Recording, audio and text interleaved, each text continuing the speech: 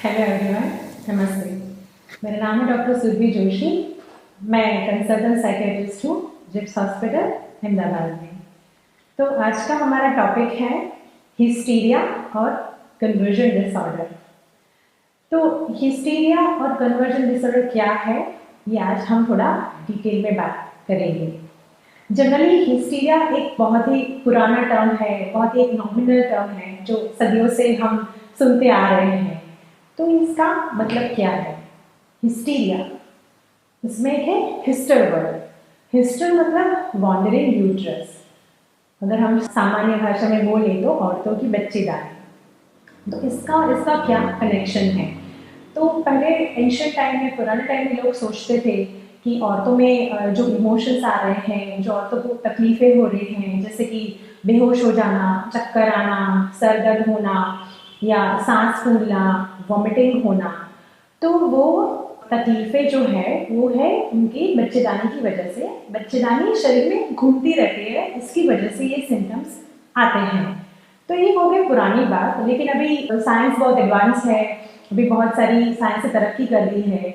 तो उससे हम ये नतीजे पे आए हैं कि ये एक साइकियाट्रिक डिसऑर्डर है। हिस्टीरिया का अभी नया नाम है कन्वर्जन डिसऑर्डर।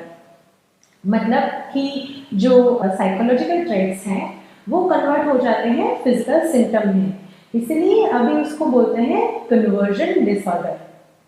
तो ये क्या है? ये बहुत ही नया टर्म है कि हम लोगों को ऐसा लगता है कि हिस्टेरिया में लोग पागल हो जाते हैं या उनको दौरे आते हैं और ये ज़्यादातर फीमेल्स में ही या महिलाओं में ही पाए गए हैं। तो ऐसा नहीं है। हाँ, महिलाओं में पाए जाते हैं ज़्यादातर से, लेकिन वो पुरुषों में भी होते हैं, बच्चों में भी होते हैं, बूढ़ों में भी होते हैं, लेकिन फीमेल यानी कि महिलाओं में थोड़े ज़्यादा होते हैं।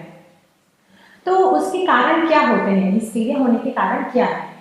तो जनरली देखी जाए तो पुराने टाइम में या लोग जो भी ग्रामीण विस्तार में रहते हैं तो उनमें से बहुत सारे लोग खुद को एक्सप्रेस नहीं कर पाते हैं या कुंठित रहते हैं, अपनी फीलिंग्स को दबाते रखते हैं, बाहर नहीं निकालते हैं, किसी को बोल नहीं पाते हैं, या तो अगर कुछ कन्फ्लिक्ट हो रहा है तो कुछ कर नहीं पाते हैं, या तो उनका अपब्रिंगिंग ऐसा होता है या ऐसे बिहेवियर कॉमनली फैमिली मेम्बर में देखते हैं।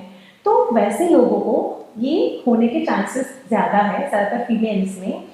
तो क्या करते हैं, अपनी इमोशंस को दबाते जाते हैं, अंदर सप्रेस करते जाते हैं और एक सप्रेस इमोशंस बन जाता है। मतलब बहुत सारी चीज़ें उनके सबकॉन्शियस माइंड में भरी हुई है जो वो नहीं बाहर निकल पाते, जो नहीं वो लोगों को कह पाते। तो जनरली क्या होता है ऐसे पेशेंट्स में कि अगर मैं एक एग्जाम्पल दूँ, एक बच्ची आई थी मेरे पास, 15 साल की बच्ची थी।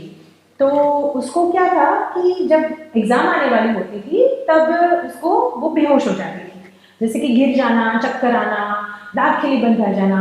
जब भी उसके ओरल टेस्ट आते थे तब वो बेहोश हो जाती थी। मतलब उसको डर था एग्ज़ाम से, उसको बोलने से डर लगता था कि मैं फेल हो जाऊंगी या लोग मेरे बारे में क्या सोचेंगे। तो ये बार बार होता था। बच्चों को जनरली ऐसे थोड़े थोड़े फोबिया रहते हैं, तो पेरेंट्स ने सोचा कि ये तो कॉमन है, सब बच्चों को होता है, तो इनिशियली वो लाए नहीं। लेकिन धीरे धीरे धीरे ये बिहेवियर बढ़ता गया, इसके एपिसोड्स मतलब उसकी अनुक्रमांक भी बढ़ते गए और ये एपिसोड ज़्यादा आने लगे। फिर तो नॉर्मली भी वो बेहोश हो जाती थी। तो उनको लगा कि कोई दोहरा पड़ा है, कुछ हो गया है, बच्चे को कुछ कराना चाहिए या कोई फेक हीलिंग के पास लेके जाना चाहिए। तो शुरुआत में वो उन चक्करों में पड़ गए। उसके बाद किसी ने सजेस्ट किया कि आप साइकेट्रिस्ट को दिखाइए।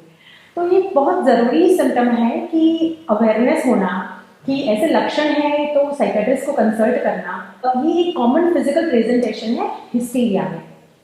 दूसरा क्या होता है कि एनवायरमेंटल डेवलपमेंट फैक्टर में भी कभी अगर उनका परवरिश ठीक से नहीं हुआ है, स्ट्रिक्ट पेरेंटिंग है, पेरेंट्स अगर ठीक से ध्यान नहीं दे पाते हैं, बच्चों की इमोशन को समझ नहीं पाते हैं, बार बार हर चीज़ का अगर स्ट्रेस लेते रहते हैं या घर में झगड़ा हो गया, किसी ने डांट दिया, किसी ने बोल दिया, तो भी ऐसे सिम्टम्स आने लगते हैं आगे की लाइफ में। तीसरा होता है कि थोड़ा न्यूरोकेमिकल इम्बैलेंस हो जाना, जैसे कि सेरोटोनिन कम हो जाना। अगर उसके साथ पेशेंट को एंजाइटी डिप्रेशन भी है तो कन्वर्जन या हिस्टीरिया होने के चांसेस बढ़ जाते हैं। तो उसके कॉमन प्रेजेंटेशंस क्या है, उसके सिम्टम्स क्या है? तो जैसे हमने बोला कि बेहोश हो जाना, चक्कर आना, दांत खिली बंद रह जाना, या तो फिर हाथ पैर काम करना बंद कर देना, हाथ पैरों की अलग तरीके से मूवमेंट, कोई एबनॉर्मल मूवमेंट स्टार्ट हो जाना, बोलना बंद कर देना या आवाज़ चली जाना, दिखाई कम देना या दिखाई होना ही बंद हो जाना, तो ये उसके कॉमनेस्ट प्रेजेंटेशन से ऐसे सिम्टम्स आ सकते हैं हिस्टेरिया या कन्वर्जन डिसऑर्डर के दर्दियों को। तो हम तो बोलेंगे कि ये तो कन्वर्जन डिसऑर्डर्स नहीं है, ये तो फिट्स है, ये तो एपिलेप्सी है। तो उसको डिफरेंशिएट कैसे करेंगे कि ये एपिलेप्टिक सीजर है या ये कन्वर्जन डिसऑर्डर है। तो जनरली क्या होता है कि एपिलेप्सी एक न्यूरोलॉजिकल डिसऑर्डर है, वो हम बोलते हैं मिर्गी या फीट। तो उसमें क्या होता है, उसमें भी ऐसे हाथ पैर छटपटाना, दांत खिलनी बंद हो जाना, जबान कचड़ा जाना, मुंह में से झाग आना, मुंह में से खून निकलना, कंफ्यूजन में चले जाना, कभी कभी कपड़ों में लेटरिन या पेशाब हो जाना, वैसे सिम्टम पाए जाते हैं फिट्स में। लेकिन वो होते हैं 2 से 3 मिनट तक, ज़्यादा से ज़्यादा 3 से 4 मिनट, इससे ज़्यादा कभी ये एपिसोड नहीं चलते हैं। लेकिन कन्वर्जन या हिस्टीरिया में ये एपिसोड्स लंबे चलते हैं, मतलब कि कभी कभी घंटों तक या पूरे दिन तक ऐसे एपिसोड्स आ सकते हैं दर्दियों में। तो ये एक और हो गया डिफरेंशिएटिंग पॉइंट। दूसरा कि एपिलेप्सी में दर्दी को चोट लग सकती है, लेकिन कन्वर्जन या हिस्टीरिया में दर्दी को चोट नहीं लगती है। ऐसे एपिसोड तभी आते हैं जब आसपास बहुत सारे लोग हैं या बहुत सारी भीड़ है, तो उस टाइम पे दर्दी अपनी सेफ्टी का पूरा ध्यान रखता है, मतलब वो सराउंडिंग से अवेयर होता है। एपिलेप्सी में कोई पेशेंट सराउंडिंग से अवेयर नहीं होता है। और तीसरा ये होता है कि उसमें गेन्स होते हैं, कन्वर्जन डिसऑर्डर्स में गेन्स पाए जाते हैं।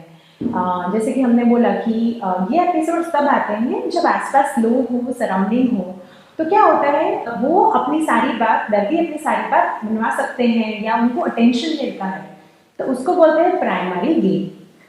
और जब ये उनके गेन फुलफिल हो जाते हैं, उनके विशेष फुलफिल हो जाते हैं, तो उनको एक तरीका मिल जाता है अपनी बात मनवाने का, तो वो बिहेवियर वो बार बार रिपीटेटिवली करते हैं, तो उसको बोलते हैं हम लोग सेकेंडरी गेन। तो एक अटेंशन सीकिंग बिहेवियर होता है जो हिस्टीरिया के पेशेंट्स में पाया जाता है कि अगर कभी कभी ऐसा होता है कि कभी दर्दी साइकेट्रिस्ट के पास नहीं जाते, तो अगर उनको अटेंशन मिल जाए, तवज्जो मिल जाए, अगर उनकी बातें लोग मान ले, अगर उनकी विशेस फुलफिल हो जाए, तो एपिसोड्स कभी कभी कम भी हो जाते हैं या बंद भी हो जाते हैं।